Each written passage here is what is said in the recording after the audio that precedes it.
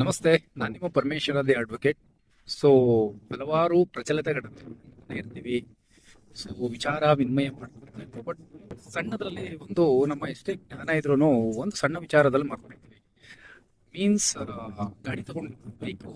So ನಾವು tax ಕಟ್ಟಿರ್ತೀವಿ, ಎಲ್ಲ ರೀತಿಯಲ್ಲಿ ಅದಕ್ಕೆ ಏನೇನು ಸೌಲಭ್ಯಗಳು ಏನು ಮಾಡಬೇಕು ಮಾಡ್ತೀವಿ. ಬಟ್ ನಮ್ಮ ಸೇಫ್ಟಿ ನೋಡ್ತಿಲ್ಲ.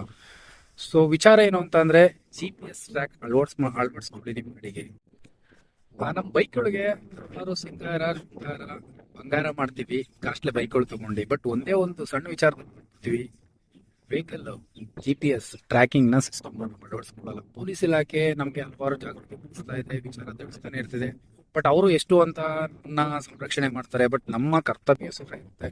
ಸೊ ದಯವಿಟ್ಟು ನಿಮ್ಮ ಗಾಡಿಗಳಿಗೆ GPS ಟ್ರ್ಯಾಕರ್ ಅಳವಡಿಸ್ಕೊಳ್ಳಿ. ಯಾಕೆ ಅಂತಂದ್ರೆ ವ್ಯಾಲ್ಯೂಬಲ್ ಐಟಮ್ಗಳಿವು. ಸೊ ಅದರಿಂದ ಒಂದು ಉತ್ತಮವಾದ GPS ಟ್ರ್ಯಾಕರ್ ಅಳವಡಿಸ್ಕೊಳ್ಳಿ.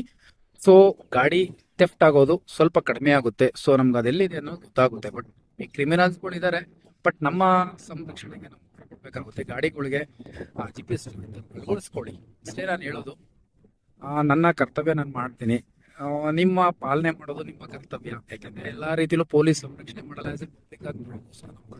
ಇರಬೇಕು. ಗಾಡಿಗಳಿಗೆ ಸುರಕ್ಷಿತವಾಗಿ GPS ಟ್ರ್ಯಾಕ್ ಅಳವಡಿಸ್ಕೊಂಡು. ಯಾಕೆಂದ್ರೆ ಫೇಸ್ಬುಕ್ ಅಲ್ಲಿ ಮತ್ತೆ ಎಲ್ಲಾ ಓದ್ತಾ ಇರ್ತೀನಿ, ಗಾಡಿ theft ಆಗ್ತಿದೆ, ಅವ್ರು ಮಾಡ್ತಾವ್ರೆ ಅಂತ. ಸೊ ಅಳವಡಿಸ್ಕೊಳ್ಳಿ. Thank you so much.